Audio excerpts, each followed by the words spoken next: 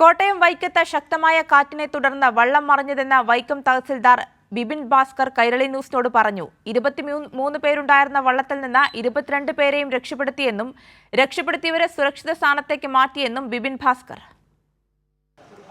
വൈക്കത്ത് വള്ളം മറിഞ്ഞ് 20ഓളം പേരാണ് അപകടത്തിൽപ്പെട്ടത്. അതിൽ ഒരാളൊഴികെ എല്ലാവരെയും രക്ഷപ്പെടുത്താൻ കഴിഞ്ഞിട്ടുണ്ട്. ഇപ്പോൾ രക്ഷാപ്രവർത്തനത്തിന് നേതൃത്വം കൊടുത്ത ബോട്ടിലാണ് ഞാനിപ്പോൾ ഉള്ളത്. എനിക്കൊപ്പം ഇപ്പോൾ വൈക്കം തഹസിൽദാർ സംഭവ സ്ഥലത്തു നിന്നും ഈ ബോട്ടിൽ എനിക്കൊപ്പം ചേരുകയാണ്. അദ്ദേഹത്തോട് തന്നെ നമുക്ക് കൂടുതൽ വിവരങ്ങൾ ചോദിക്കാം. സാറേ, എത്ര മണിക്കായിരുന്നു അപകടം? എത്രത്തോളം പേരാണ് അപകടത്തിൽപ്പെട്ടത്? ഒരു 1.5 മണിക്കൂർ മുമ്പാണ്. ഉദ്ദേശം 2 മണിക്ക് ശേഷമാണ് ഈ അപകടം സംഭവിക്കുന്നത്. ഇവർ പാണാവള്ളിയിൽ നിന്ന് ഇവിടെ ഒരു മരണാവശ്യത്തിന് വന്നതാണ്.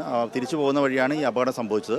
അപ്പോൾ അപകടത്തിൽപ്പെട്ടതിൽ 19 പേര് നമ്മൾ കൂടെ ഉണ്ടായിരുന്നവരും സമീപ പ്രദേശവാസികളും ചേർന്ന് രക്ഷപ്പെടുത്തി അവിടെ ഒരു വീട്ടിൽ സുരക്ഷിതമായിട്ട് ഇരുത്തിയിട്ടുണ്ട്. അവർക്ക് അപകടങ്ങളൊന്നും സംഭവിച്ചിട്ടില്ല. അവരുടെ കൂട്ടത്തിൽപ്പെട്ട 3 പേരാണ് ഇക്കരക്കരയിലാണ് രക്ഷപ്പെടുത്തിയവർ എത്തിച്ചിരുന്നത്. അപ്പോൾ നമ്മൾ അവരുടെ കൂട്ടത്തിലുള്ളവരുടെ അടുത്തേക്ക് എത്തിക്കുകയാണ് ഇപ്പോൾ ഉടനെ തന്നെ.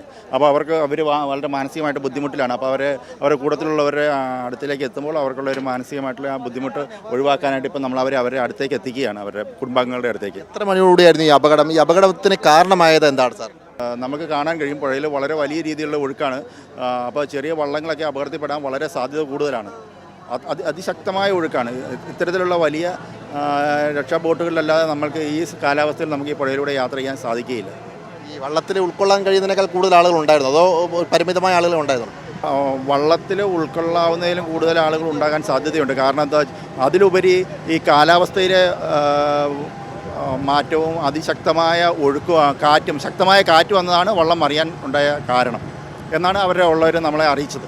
എന്തായാലും ശക്തമായ കാറ്റാണ് വള്ളം അപകടത്തിൽപ്പെടാൻ ഇടയാക്കിയത് എന്നുള്ളതാണ് ഈ തഹസിൽദാർ നൽകുന്ന വിവരം. ഇപ്പോൾ നമ്മൾ ഈ ബോട്ടിൽ പോകുമ്പോൾ ഈ വൈക്കത്ത് ഈ അപകടത്തിൽപ്പെട്ട കായലിലെ ഓളം എത്രത്തോളം ഉണ്ട് എന്ന് നമുക്ക് മനസ്സിലാക്കാൻ കഴിയും.